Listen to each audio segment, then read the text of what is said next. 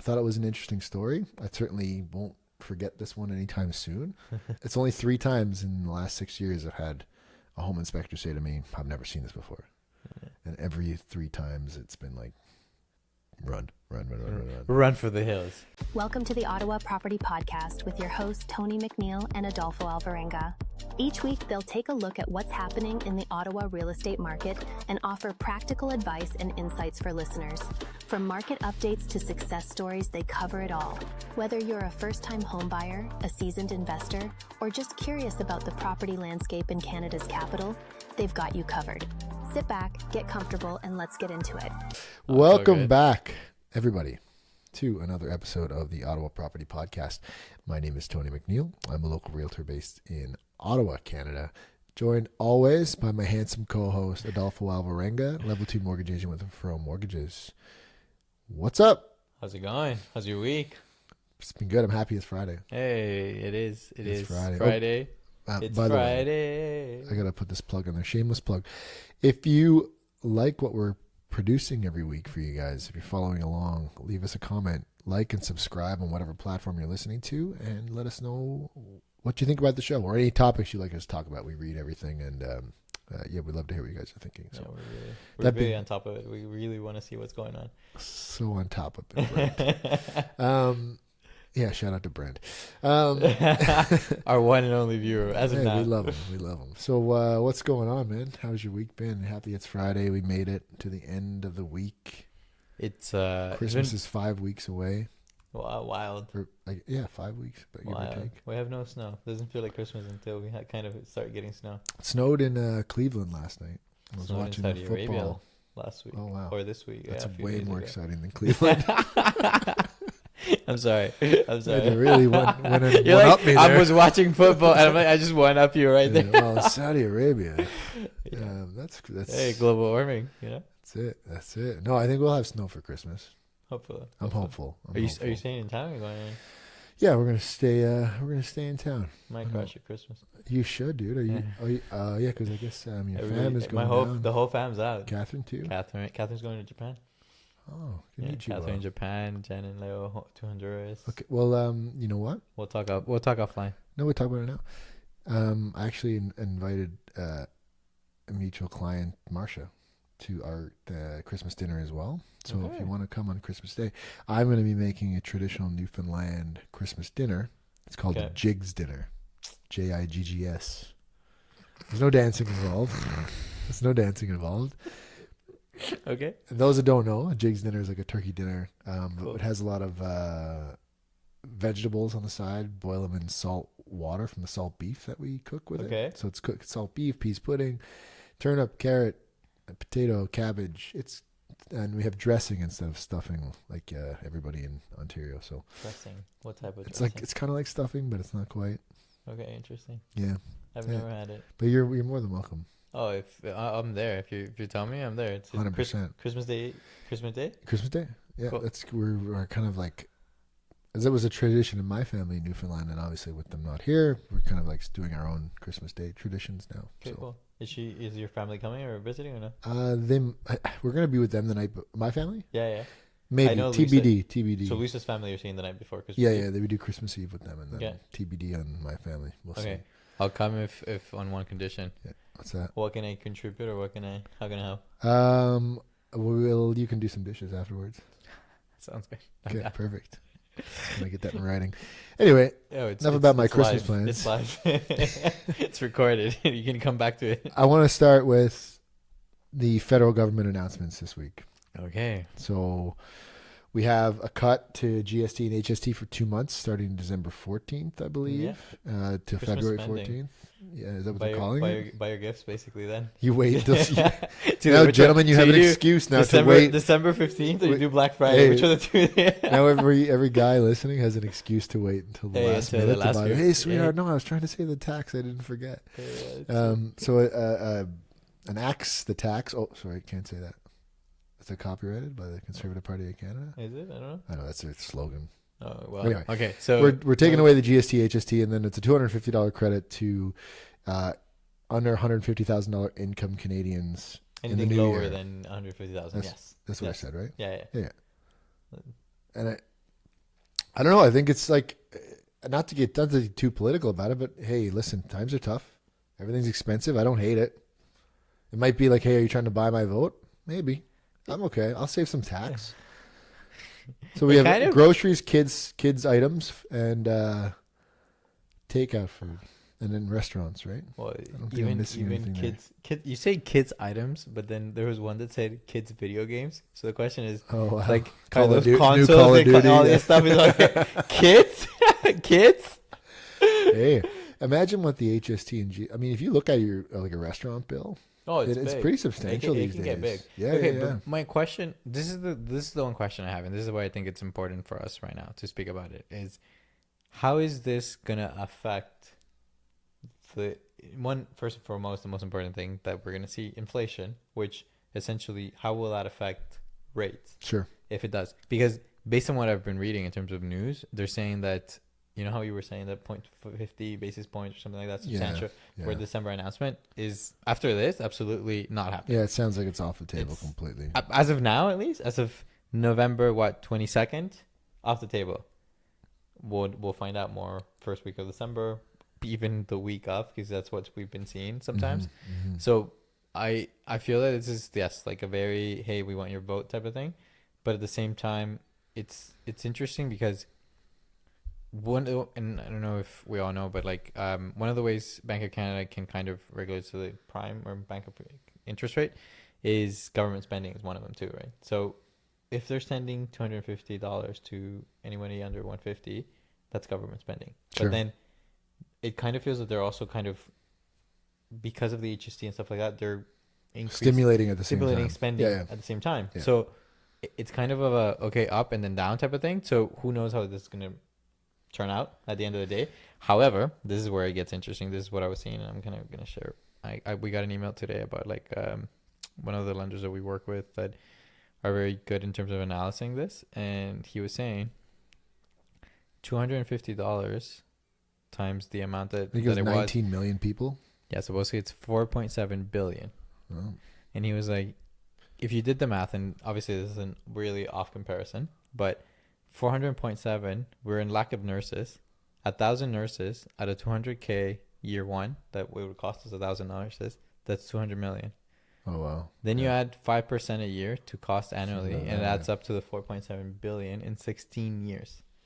So what his question that says, and obviously like this is like it's a big argument, like it's a big comparison, but is that 1,000 nurses for 16 years across Canada or $250? When you compare those little numbers, No, I know. you know, like it's a really interesting perspective on it. Correct. 'Cause you could apply it to a lot of things. You could say teachers, you could say doctors, you could say homes. correct. But then you also have to see the other side of it too, which I understand and I can sympathize with, is the aspect of 250 in at Christmas time, or sorry, it's not going to happen until next spring, right? For households which are tight in funds, It's a lot of money. it could certain come a long people, way, for sure. right? So it's kind of on both sides. It's I don't know what the answer is, man. I never do with these types of things. I personally would rather see it go to a bigger cause than my wallet. You know what I mean? But I'm not discounting the fact that some people really do need that money. Correct. I think the HST GST thing is pretty interesting, and it's, to me, the issue I think in some of the stuff I was watching about this is that who's to say that the Liberals won't be under pressure now to take this off forever? What happens February 14th? Like if it happens, so when they put it back in? You create a president and basically have to do it all again. Yeah, you've set a precedent, and now you're under pressure to say like, oh, well, you just gave us all this, like now you're going to bring it back. Like on certain things, I don't think it's that bad to take it off forever, but the revenue streams from this, like long term, especially, like where do you make it up? Who's gonna fork the bill on all this type of Taxpayers. stuff, or the foot the bill? Like, sorry. Well, I don't know federally, but provincially at least, like our municipality, our property taxes have gone up substantially. Oh, in Ottawa, yeah, it's especially crazy, in Ottawa. man. Like it's substantially gone up from last year to this year. I don't know exactly the percentage, but I know that it's been the most increase in the last 10 years, everything. Yeah, we were lagging behind other big cities. Like Toronto just did this last year. It was 10% there. Yeah. I'm pretty sure Vancouver was something similar. But I said it all year long that this was coming down the pipe for Ottawa too. Oh, like for there was sure. no way that we were going to be able to stay around like the 2% that Mark Sutliff was kind of promising. But then does that counter interact the 250 we're getting in spring? Oh man, I don't know. You know, it's like a give and take type of thing, but I know it's not it's a never ending argument at the end of the Yeah, day. so It's a never ending debate. I guess you don't want to call it an argument. To kind of wrap it up and to what you were first saying, not wrap it up, but kind of tie it back. How does this affect, the way inflation works? Yeah. Our future inflation into January, February, March, especially after like you would assume December to be a high spending month. Mm-hmm. To me, it kind of seems like our governments know that people are tightening up on their wallets around the season right now. Like there will not be as much of an economic drive from the month of December as there have been in the past. And this is maybe a way to try to kickstart that. As if you do think about it, man, like if you're sitting down at a restaurant and you're like, hey, I'm saving the $15 on my bill. Maybe I'll have another cocktail. Maybe I'll have another appetizer. Yeah, What yeah. is So that? You know what I mean? Like it does actually drive, but it it's also affects consumer debt. correct. And then that affects affordability in the new year. It affects rates. Absolutely. Like it's all So- tied in. It's fascinating to think about what kind of ripples this could have. And it's going to be interesting in the announcement in December because it's going to be something where like, do they take this into consideration or do they look past it? I think they go 25 because I think if you go 50 now, especially after cutting GST, like you're just kind of giving people permission to go spend like crazy. But then the counterpart of that, it made the bonds drop in prices again, so the yields are going up. Interesting. And then it's So the bond. What's the lowest rate you've seen for an insured rate today? well, the rates have gone up. So I thought you said they went down. no. So the bond prices have gone up. So the bond yields have gone up. Oh, I thought you said Have the gone bond yields down. went So down. because of that. So here we go. The Canadian bond market is behaving badly recent. Prices are falling, yields rising, Yeah. which is what the rates are based off. And I suspect it has something to do with Trudeau's 4.68 billion giveaway on top of a national 47 billion deficit, Sure. right? So what's 4 more billion though? what? Well, I can tell you it's $250 times 19 So- million. So what are we gonna do? Are we gonna add that to the whole thing and just be like, just money? Just roll it over, man. Again, this is not a political podcast. Not surprising though, like, you do whatever you can to kind of get some kind of positive PR where it's needed, and Yeah. it'll push through. It looks like the NDP are going to support it. I'd be shocked if even the Conservatives didn't vote for it. Like, I think you're kind of, maybe it's an interesting ploy, because I think how do you vote against it?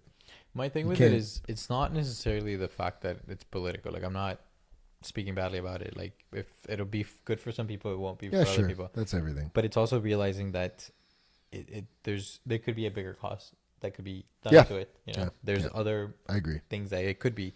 So it's being more realistic of, okay, this could go one way or it could go another way, and also, okay, what's gonna happen with inflation? What's gonna happen with rates? So these types of big announcements, I guess we'd have to treat it almost like an interest rate announcement, where like we're not going to see any immediate effects, but like I said, the ripple effects will probably be felt 6 to 12 months from now. It'd be interesting to see how this is really affected, right? Because if you think of it, it's 250 in everyone's pocket, call it majority of the population. But then if that affects the rates again to increase, that 250 is just washed. It's meaningless. Yeah. Depending on the mortgage amount, it might not be a lot. Because it's 250 once compared to maybe 100 or 200 on a monthly basis. Yeah, that's a very good point. So it's hard to say. We'll put a pin in that and we'll come back to it. I think we're going to have a lot to talk about in the next 6 months. Everything's changing on a daily basis. It's amazing how we can try to make these predictions and tell what's going on in time markets. But honestly, how can you? Week to week, we have new announcements from a federal level or an interest rate level or an inflation level. Like it's constantly manipulating. So yeah, and one of the things too is like and this is what we're saying, we can't really predict what's going to happen. Like, that's why to some, the drivers right now, it's variable. If they can take the risk and they can accumulate the extra payments. Some are saying just variable. But I had a conversation with somebody today, and like they were like, no, we don't want the risk of variable. Even though if the rates end up coming down a bit more, we prefer to have something steady. Yeah, they want to know what their monthly budget is. Correct. But then the flip side, or the other side about it, I have a client who's trying to time the market. I think we had this conversation with one of our previous clients too. But again, to the point of like, getting a 6-month term to then renew to something later, which it sounds appealing, but then that's where I made him aware of like, you think that rates are coming down because you see the Bank of Canada rates coming down. But that, again, that's a reminder, that's for variable rates. Yeah. If you're trying to get into fixed. a low fixed rate, it might be the exact same as what you're paying now. So that's what I told them. I'm like, well, the fixed rates are actually going up right now. And he still hasn't replied to my message. I'm guessing he's like, what's going on? You know? So it's that confusing of like, get your information, get proper information and proper advice from the relative source. Like, don't just read what's going on. Like, actually have conversations, because that's very important. Yeah, and like we are not. I mean, yes, we're experts, but we're also interpreting the data as it comes in as well. Correct. Like, these conversations are exactly like talking about what happened in the news yesterday. Yeah.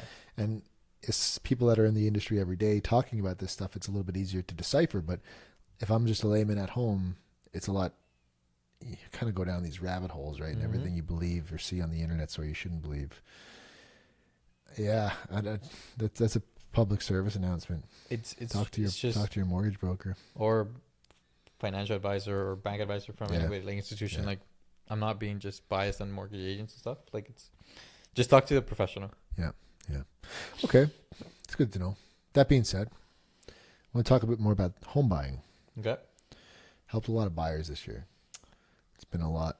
I love working with buyers. I know, like some agents like the old adage is like listing agents, kind of control the market. I don't know. I like a balance of both, honestly. Okay. Like my whole thing is like, if I can help a family upsize, then I'm helping them on the sale and the purchase of a home, right? And that's kind of important to be on both sides, because we're not just like trading simple commodities here, right? And there's emotion, there's memories. It's a lot more than just, here's your keys, sign here, see you later. So I like to do a mix of both, but I feel like this year I have worked with more buyers than sellers.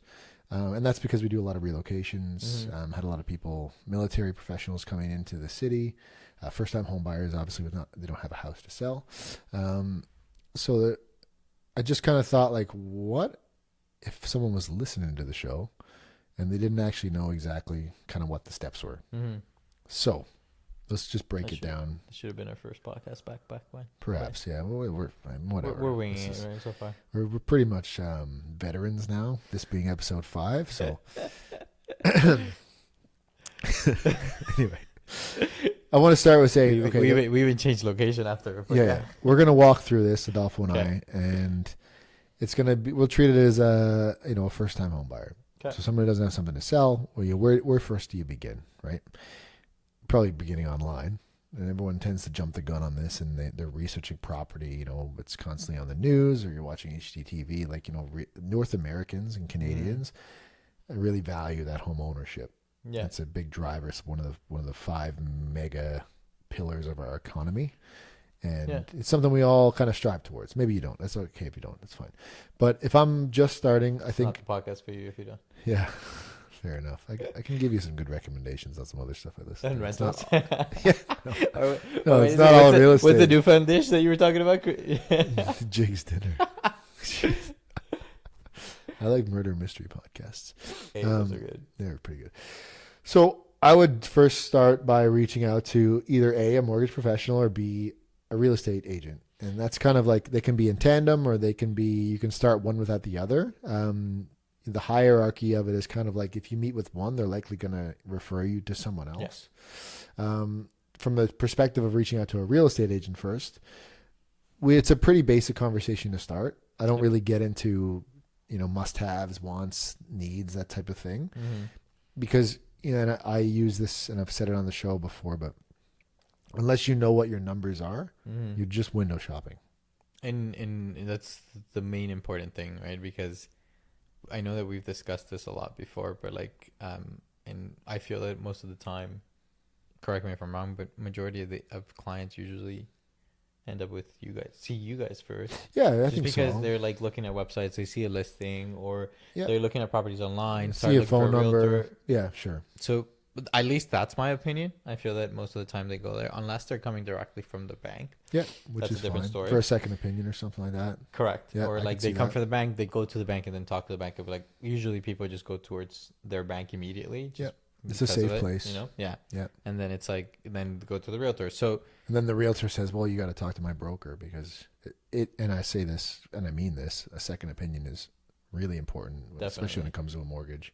definitely. And, you know, you've harped on it a lot in our previous episodes of not just about rates and what, you know, the best product is for you today, but how that product can help shape your next 3, 5, 10 years from now. Like what is your what is your your timeline and goal for this real estate purchase? So, and that you hit it, right? Like I always, and I've talked about this in previous podcasts, it's goal. What is your goal? What's your short term? What's your long term? Whoever you're discussing with, and I'll be blunt and say it, is not asking you that question. You're just a number on a list. Yeah. Plain and simple. And we don't want to be a number on a list. No. I think as most people I know and associate with, it's like value should be first and foremost. Correct. About all these types of relationships. Because, you know, if you're just looking for the lowest rate, then you're probably looking for the I would say this nicely, but like the cheapest realtor, right? The one who's going to sell you something and get it done, right? And we'll talk a little bit more at the inspection I had earlier, but I'll tell you all about how we talked a client out of a deal today. But sorry, continue. And like like I was gonna say with that, it's like it's important because you also want to know, like you want guidance, Sure. especially being a first time home buyer. You, as a mortgage agent, when I'm dealing with first time home buyers, I just imagine that they're not aware of anything in terms of the buying process. Yeah, sure. Even if they are, I just prefer to over explain than under explain. You know, things as simple as like you can't RSPs. FHSA's accounts, your down payment, whatever, like, and just a key one, let's say, for example, if down payment's coming from abroad, it has to be in a bank account for at least 30 days. There has to be a copy of the receipt of the transaction. The intricacies of the actual money trail. Correct. And income length, I don't know, history would be a better word for it. So that being said. So to go back to what we were originally talking about. Yeah, I want to ask you something too, so go ahead. So it would be, yes, you would go for a pre-approval, which is probably one of the most important things. It gives you a rate hold. It essentially, I'll speak the way I do it because it might not be the way everybody does it, but I will have a conversation with a client. I'll go through the process of A's and B's, interviews. After that, based on the questions I'm receiving, I will reach out for a certain amount of documents that I need for the approval. Usually the documents are based on for income documents, letter of employment, pay stub, tax returns. That was going to be my question. What do you want from me as a first-time home buyer? Well, for you is a different. You're. I'm complicated. Case. I'm complicated. No, you're not complicated. You're just special. I mean for like. You're just special. Thank you so much. I just mean for a very basic. Yeah. Letter of employment, pay stub, T4. Yeah. Plain and simple. Yeah. What we're looking for in terms of income is, are you salaried or what if your income is guaranteed? And if for whatever reason it changes or fluctuates somehow, we need to have a history of at least 2 years for that income. So I'm just that's the bones of it. That's the broad. Yeah. Broad aspect of like, how do you say it? So then from there, we also check your credit just to make sure that you're in a credit score is good. We compare your debts to your income. And then to that, we compare what your maximum mortgage capacity is based on the down payment that you have. We check the down payment as long as it's been for 90 days. We got to make sure of all that stuff, especially for anti-money laundering rules. But once you have that and you have that amount, that's when we involve the realtor, so aka yourself, Hello. And for you to go shopping. So obviously there's rooms for increments because when we do the pre-approvals, we base a lot of estimates, especially property taxes. That's one of the biggest estimates. And then condo fees, right? So it just kind of depends on, because every property is different. Sure. Every property. Yeah. So we use estimates of about 1% for those.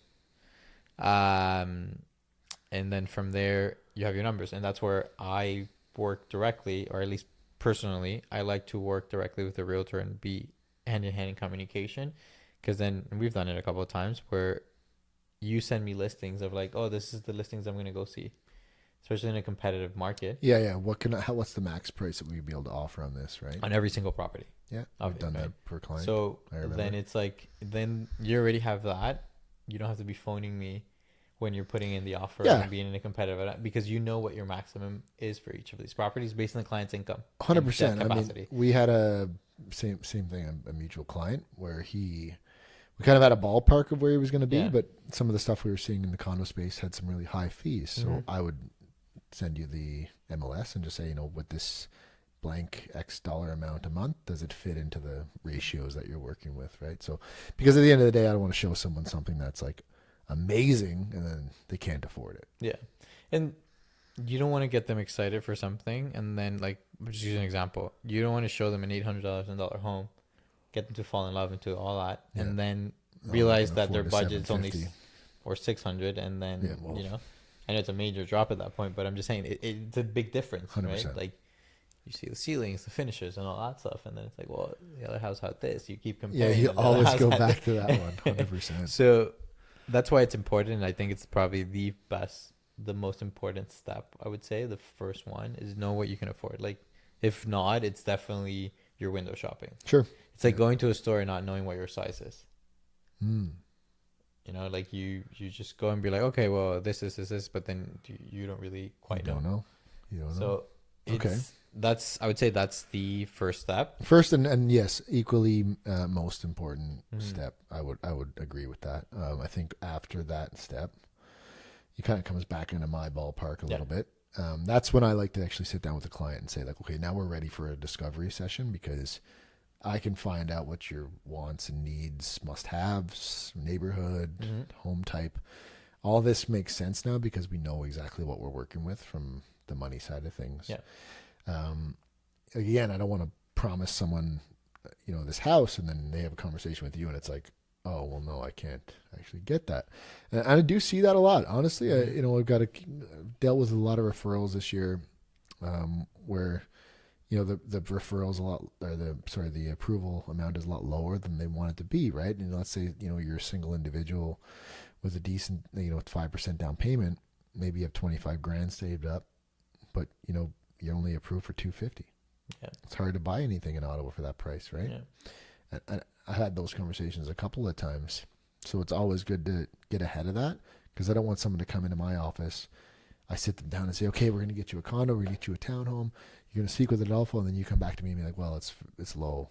It's It low. could And only then be we a can't- condo, not a townhome. Can it be anything for 250 in Ottawa? I'm not sure. If you can buy, maybe you buy some, because even at a $250,000 price point in this city, you're probably looking at a high condo fee, because I'm assuming it's an older building. Mhm. It's in probably Vanier pushing Orleans. It's somewhere in that, you know what I mean? Like, these are older buildings and come with hefty fees. But anyway, I'm kind of going down a rabbit hole.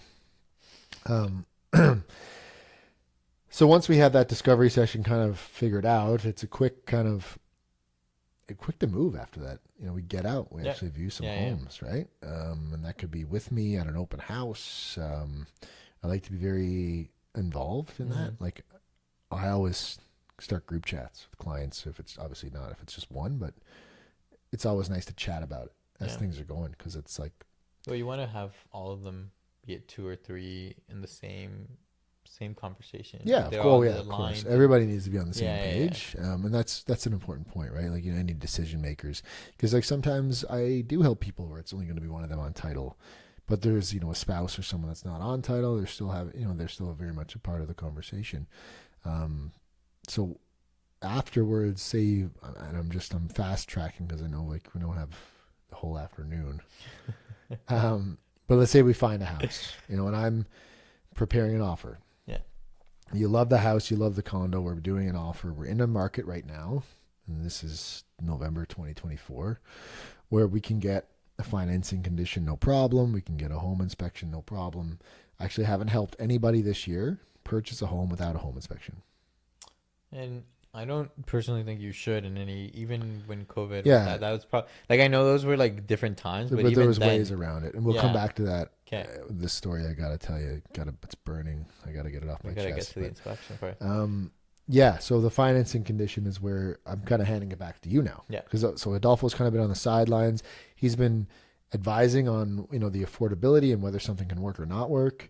At the same time, he's really good because you're providing kind of real-time information on what a monthly payment could look like. So I've got a financing condition. It's accepted. I hand it back to you. Boom.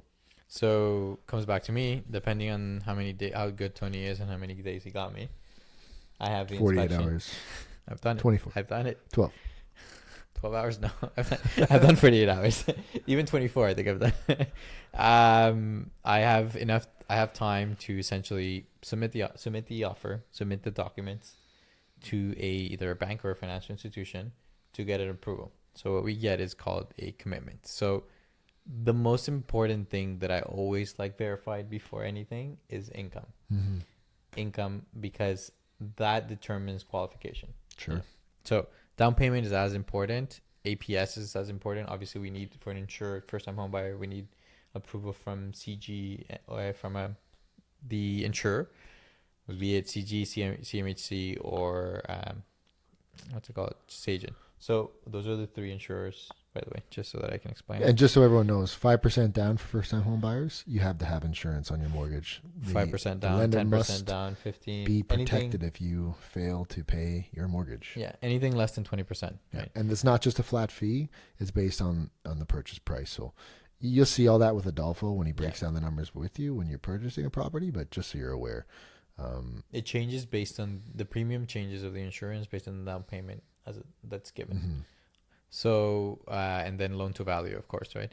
So after we get the approval, we get those documents verified. We send the approval to signing to the client, review. I have a conversation with them and a whole chat with them to just review the whole commitment, review all the documents that they're signing, important clauses. Some important ones that come into my mind are if there's any prepayment that's allowed. Most financial institutions are about 15 to 20% of the principal amount. If there is any porting, transferability, so porting essentially means that if you buy a property and sell a property and then want to buy a new one, you could port the same mortgage, same terms into the new one. Yeah, you don't lose your rate. Exactly, which is important when clients were buying in 2020, 100%. 2021, when the rates were low, right? Transferability means if you can transfer the mortgage to another purchaser.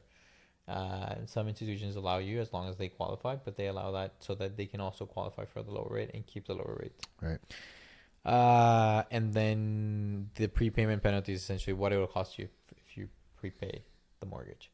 Like you have a contract, be it 1, 2, 3, 4, or 5 years, or even there's some that are maximum up to 10. That's what's determined on the penalty. So once we figure that out, everything, the documents are reviewed, the documents are signed, submit that to the lenders, and then they review the documents, they review the commitment, income documents, all that.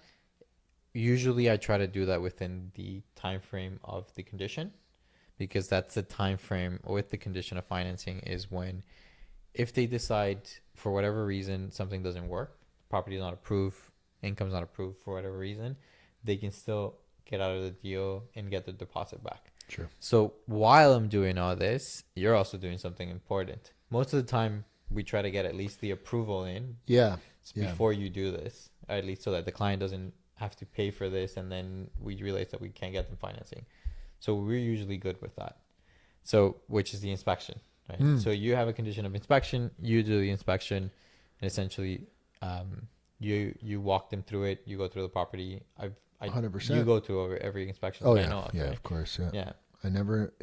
Inspections are nerve-wracking but fun and educational at the same time, because even as an agent who's done, I can't even count how many inspections I've been through, but I always learn something every time. Well, today was an impressive one. Well, I learned a lot. I saw some shit today too. But we'll come back to that. I swear. Pardon his French. We'll save it for the end. But yes, we're doing the home inspection at the same time. In a perfect world, everything goes really well. If we find any, I always say to clients, like, you pay an inspector to find deficiencies in your home. Like you honestly pay them to find the problems, and they do. They earn their keep. A lot of the time it's a lot of minor stuff that is just really maintenance items that you can fix, 3, 6, 12 months down the line. And in an inspection report, good inspector, like the ones we work with, They'll provide you timelines and all this stuff for when it can be done. So you really have, like a 20 odd page report of your home maintenance. They get flagged, right? Like what's it's done on like a what's priority, what isn't, 100%, like a do now versus can wait type of thing. I know good ones will also take pictures of stuff. Oh yeah, everyone, yeah, for sure, and they're documenting everything. But I would say, and I have done inspections for clients when they've been at work, so they haven't been able to attend and that type of thing. So it is an option if you can't be there, but always recommended that you're there because if you're like me anyway, it's like I'm a learn while I'm kind of watching type guy, and you get to see everything, right? And a lot of, if you're a first time home buyer, there are going to be things that you're not necessarily familiar with. Like where this is always a good one, but where your hose bib for outside where the indoor shut off is, like that should be shut off every year for winter so it doesn't freeze and burst. And even where your water shut off is sure, important too. absolutely, really good point. Yeah, or even where your furnace switches. So if there's ever a fire downstairs, you want to flip that sucker right away. Shut the gas off to it, right? So the inspection's going on, same time financing is going on. That's typically 5 to 7 day condition. And that's 5 business days or 7 days. There can be extensions on all this, or there's issues. Let's say you found something. I should have said that the main part of an inspection is to find any major items, so like things that we don't notice during our showing. If you found an issue with the roof or mold or water in the basement that you didn't want to deal with and you didn't feel comfortable with moving forward, you simply just back out. You get your deposit back in full, no harm, no foul. You'll be out of pocket a couple $100 for the home inspection, but again, as I did today, like it was money well invested because they dodged some big bullets. I think. In the grand scheme of things, it's definitely money. It's just one of those things where if you look back in hindsight, you're like, oh wow, it was probably the best money I ever spent not getting into that property, right? So, okay, fast forward 5 days, 7 days, you've got your approval. My inspection is done. Everything's checking out. We do what's called firming up. So we send a letter of fulfillment of conditions to the seller saying, Mr. and Mrs. Seller, we fulfilled all our financing and home inspection. We're ready to move forward with the purchase. And then it's called a firm sale. So it's exactly what it is. You bought it. That's the point of no return. Once you sign off on that deal, you are bound to it, right? It's a very much a legal contract that you can't a week later say, I got cold feet, I don't want it. Well, if you decide not to move forward and close on the property, you could be taken to court by the seller, sued for damages for the difference in sale prices if they have to try to resell it to someone else. It becomes and you lose your deposit. Yeah, it's happened to me once. I was on the selling side though. And that may be a good one for another time because that was a really interesting one. That's where it's important, where these conditions are very important. Yeah, absolutely. Because it essentially you align all your eggs or like put everything in order so that you can firm up and then continue this process and make it as seamless as possible. Absolutely. Especially for a first time home buyer, I always say like you want to make that process as seamless as it is. Because they're already nervous. Yeah. We see this on a day-to-day basis. We're here to hold hands, guys. This is what it's all about. Yeah. We want to make sure everyone's comfortable moving forward. There's no questions. Every stone has been unturned, or every stone has been turned. Yeah. You don't leave any stones unturned. Unturned. But yeah, that's what it's all about, right? Feeling like taking an educational standpoint in all this. And that's big, I think, for both of us. Yeah. Because you get to see someone kind of take that transition from the first step of meeting us to this step of like getting ready to close, and they're like completely different people. They really kind of most of the time take it by the reins and just completely own it. So after the deal is considered firm, there's a couple other housekeeping things we'll do in the meantime between the firming date and the closing date. Things like we'll have to pick a lawyer to represent you in the sale and purchase of the property. Every transaction in Ontario needs one of those. They'll do a statement of adjustments, or where you calculate your closing costs, exactly your land transfer tax, which you likely get a rebate on as first-time home buyers. Adolfo, you might have conditions that they need to fulfill on there. Depending. We usually try to condition them as quickly as possible, but yes, some of the conditions that's the time. That could be things like paying down credit card debt, settling any kind of payment, I don't know, notice of assessments, governments, that's where that's essentially where the conditions of the commitment are met. Mm-hmm. And that's why we usually ask for at least 2 weeks, because we also have to get the lawyer involved. The lawyer has to get instructions from the financial institution to then know what's the plus and minuses of the Where's transaction. this money coming from? Where's Where's money it going coming? to? Where's it going? Yeah. How much they have to pay the seller? How much they're getting from the bank? How much? And then at that point is when they tell the client, this is how much you have to bring as a down payment. Yeah. So that was an interesting question I had this week, where a client asked me like, oh, so does the bank give me the money and then I bill the seller? And I'm like, it's interesting They because just cut like, you a check for 400 grand. and then you just walk away. Bye, see you. I'm out. Hey, totally. But that's where like it's But not a check, it's a suitcase full of money. So, go ahead. Yeah, I don't know what clever clients you're dealing with lately, but yeah. You don't bank at my bank, obviously.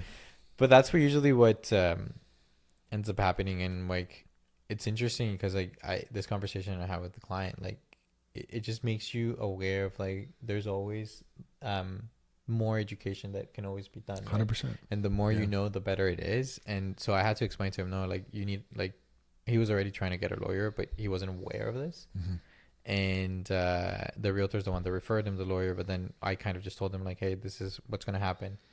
This is what the lawyer's going to tell you. They're going to tell you plus and minuses. Eventually, they're going to tell you how much down payment, how much of the deposit you have to bring, which is your down payment. Yeah. That's when it's important, because this is where you have to make sure that you have those funds in a bank account. Yeah, that it could be a first-time home buyer savings account. Yeah, that has to be able to be withdrawn in a check. Yeah. Because you have to take a bank draft or a wire or a transfer to the bank. So yeah, no a lot of the people, times, no like cash. let's say RSP, FHSAs, those usually take some business days to be able to be withdrawn sure. into a checkings account.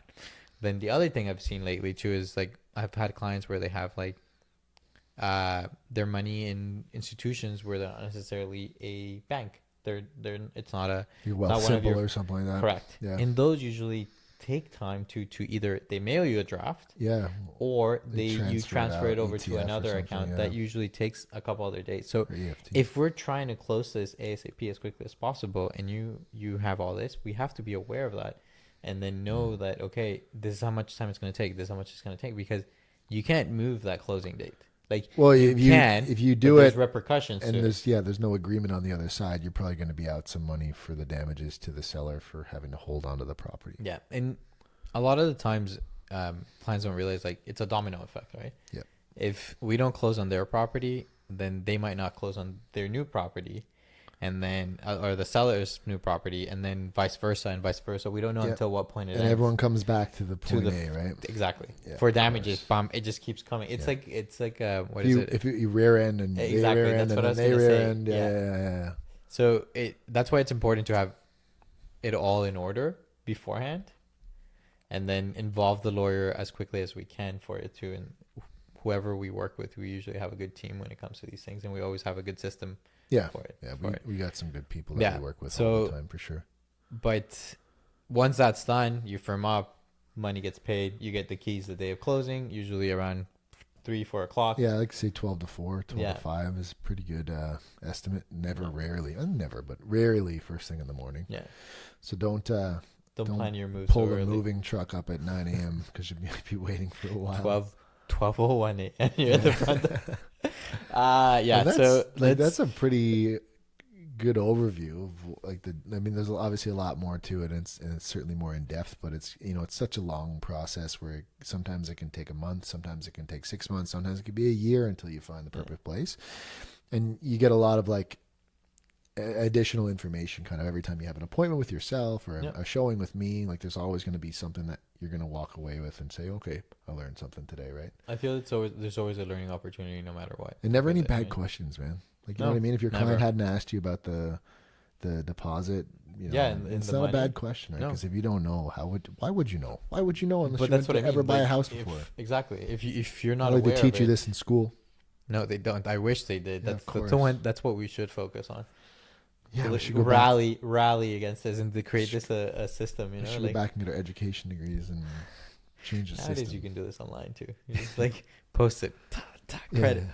We could go for it. But hey, so brings me back to what you were saying today, which I know that we discussed it, to talking about it right after your inspection, because that I feel is a very important one. Yeah, I want to end on this one. Let's end this on a high. this today. So Yeah, to just our listeners, that's how the buying process is from point That's A to point C. That's where it ends. That's it. But inspection is very important because like Tony said, you're paying somebody to tell you what's wrong with the property, which sometimes you don't want to listen to, but it's important to hear it before you're fully committed to it. Yep. Yep. So tell us what happened today, because I know it's Friday and you were hoping it was not the go well. perfect start to the weekend, but at the end of the day, it's good. You got to do what's best for your people. So we had an inspection this morning. It was a rural property.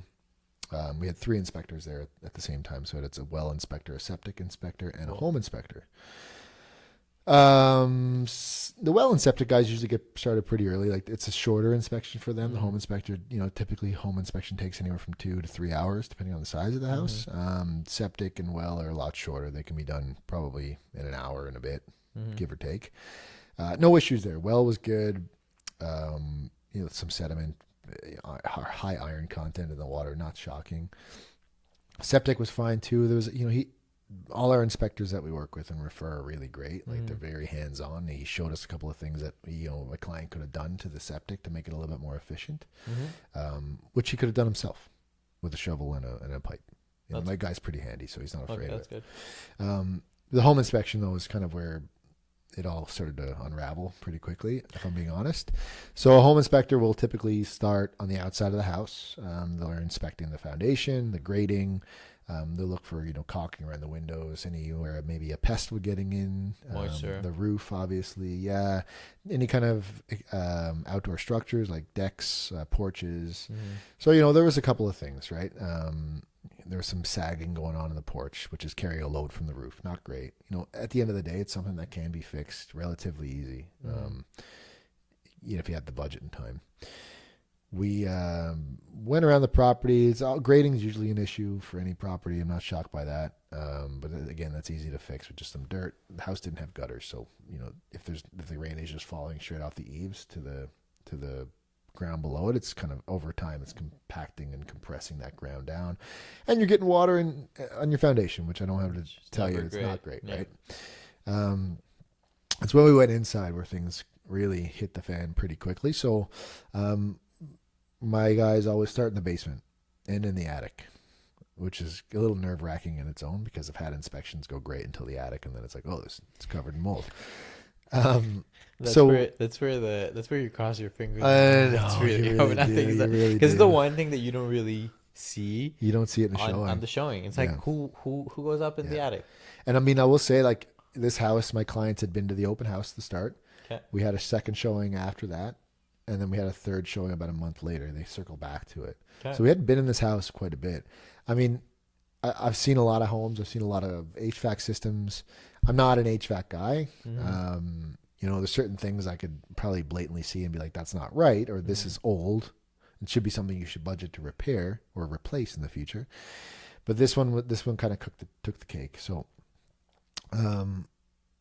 we had a gas furnace and a gas water heater, and they're right next to one another, right, almost touching. The furnace is 26 years old, and the typical life on these is 25 years. I'm a believer of you use your furnace until you service it, obviously, but you use it until it's toast, and then you replace it.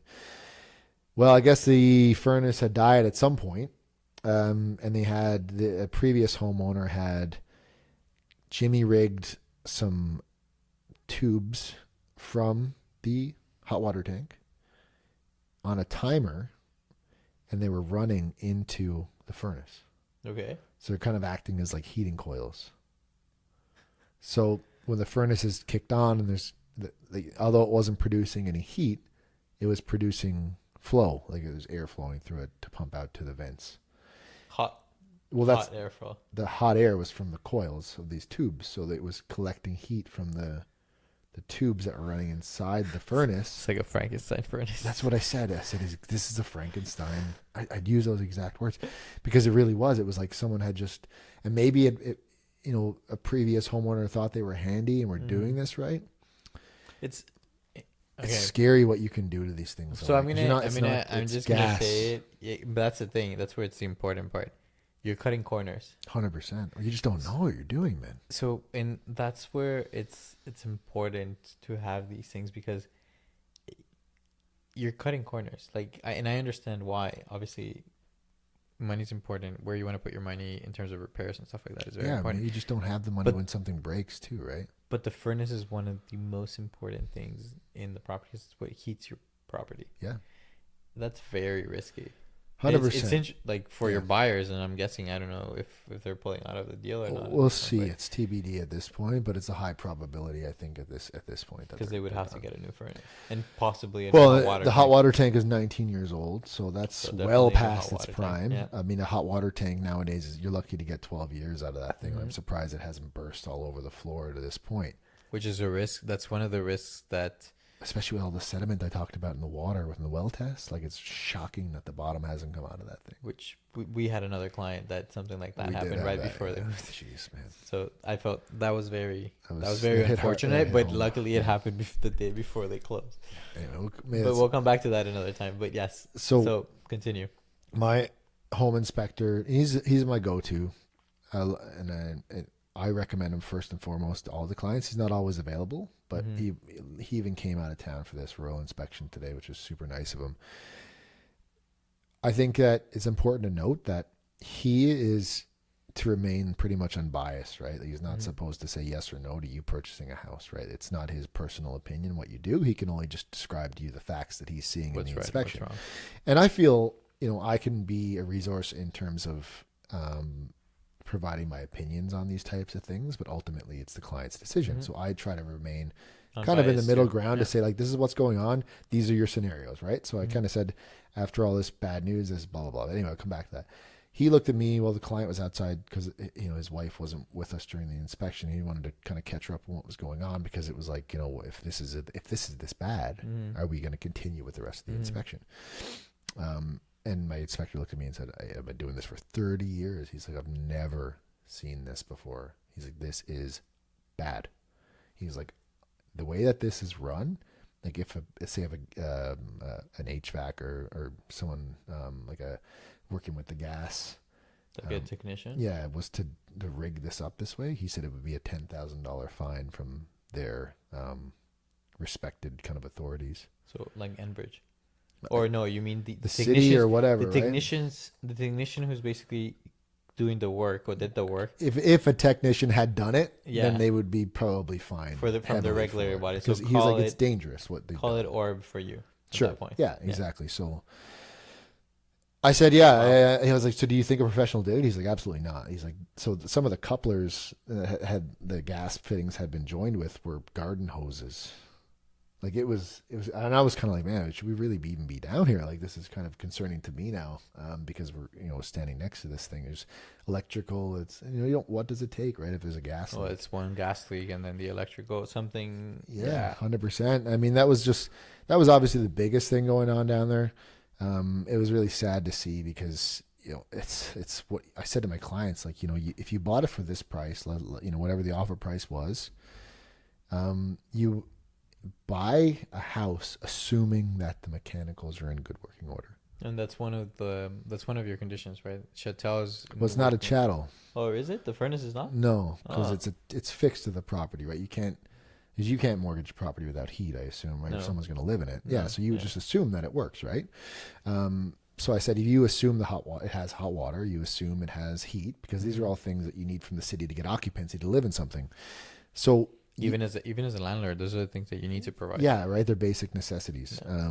And you can't. How do you price a property without those? Now, I said I can't tell you what this would be to replace these things, because by the sounds of it, like, the hot water tank, for example, was venting out through a lentil above the window. They'd cut an 8-inch hole into one of the lentils that is in a basement window supporting a structural wall. It was bad, right? They had an undermounted water filtration system that was connected with a hose from a washing machine, like a hot water, cold water hose. And again, a lot of DIYs in a way. 100%. Yeah. Total DIYs. Right. But like DIYs are okay if it's cosmetic, but we're talking about, like I said, we're talking about gas. Yeah. We're talking about dangerous elements that are anyway. he had a conversation with the client. I presented them like you kind of have three options here. You can back away fully and completely and be done with this today. Yeah. Get your deposit back in full. You can go back to the seller and say, these are the issues we found and this is the price we want to move forward with the purchase. Okay. Or you can go see and you can ask them to have everything fixed before you move forward. But then the question, and I'm just going to play devil's advocate Please. right now for the listeners. If they were to do C and get them to do it, they can't guarantee that it will not be a mischief. 100%. So you might as well either get the price reduction and get it done, or walk away. Walk away. Yeah, we always recommend that.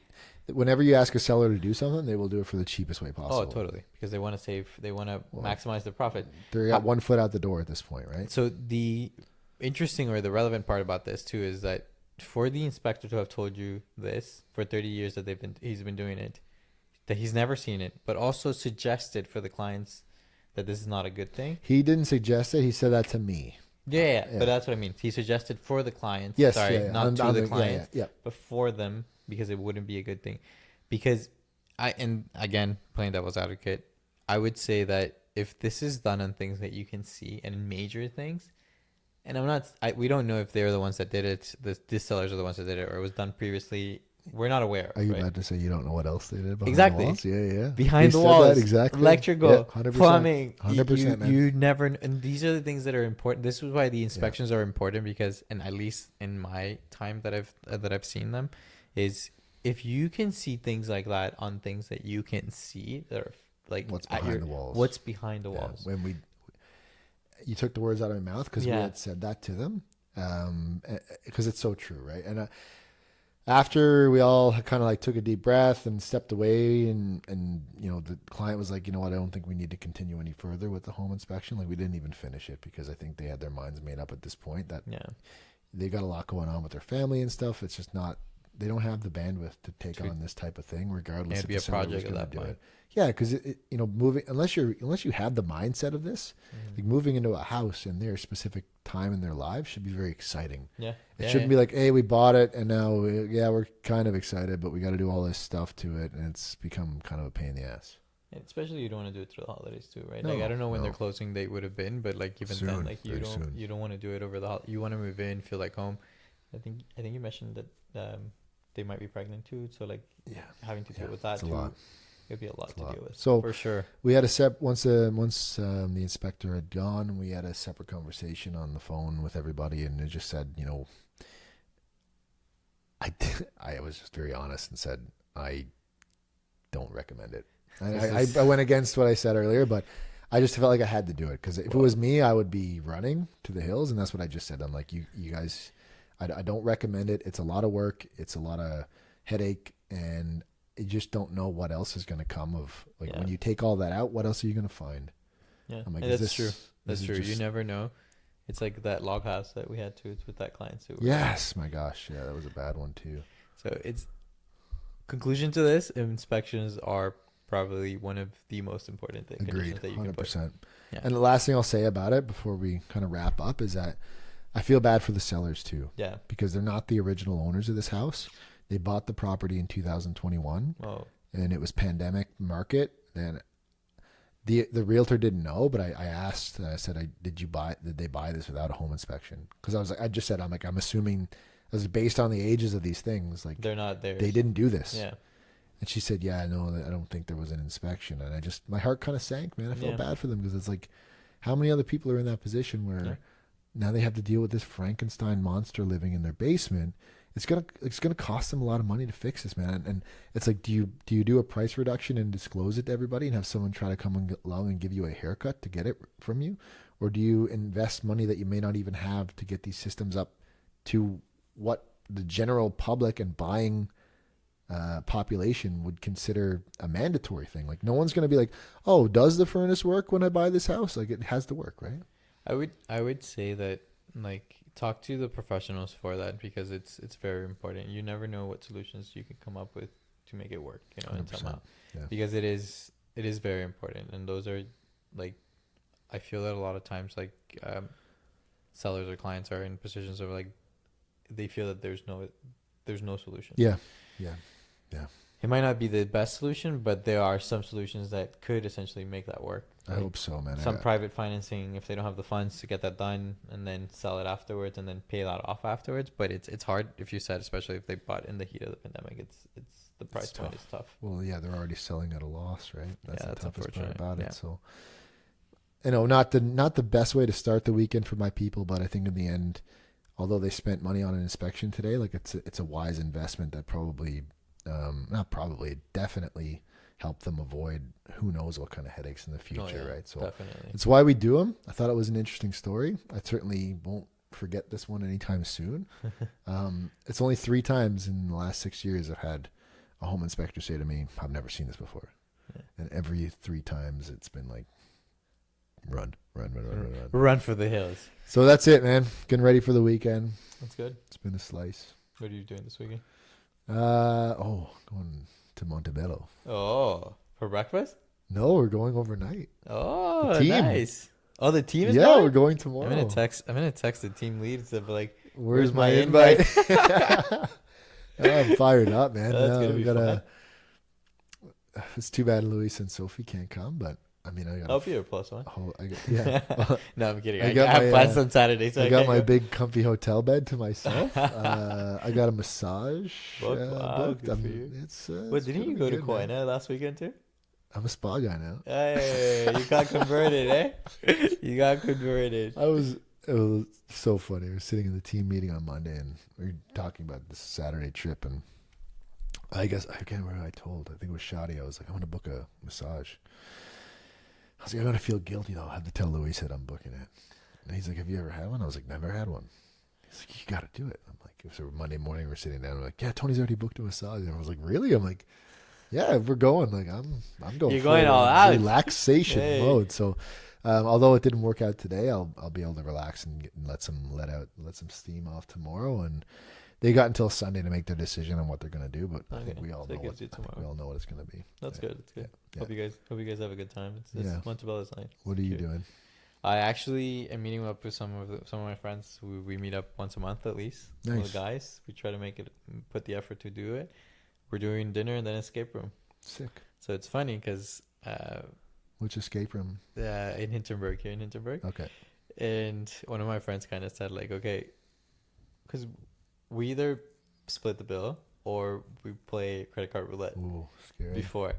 But one of my friends kind of said like, whoever's the one that does the least in the room pays for the bill. Oh no, that'll motivate So it's everybody gonna be to motivated get for out. everybody to be out there, Yeah, and like yeah. actually, and it's gonna be interesting because even though we've done activities, it's never been something where like, we have to actually think Yeah, of what's going on yeah. and see everybody in these positions, and I feel that's completely different. It gets people This out is- of their elements. Oh man. man, this is where friendships are either made or broken. At this point, it's like we're never talking to each other again, Yeah, or yeah. we're seeing each other every time. We've done one So- before. It was a lot of fun. I I- gotta say. Well, I find them very entertaining. They're fun. I hope you have So, fun. All right, guys. Thank you. Listen, everybody, thank you for listening to another episode. Give us a like, follow us on the auto platforms. Let us know what you thought of this episode, and most important of all, have a good weekend. Yeah, We'll see have you a good next weekend. week. See you guys. Bye. Deuce.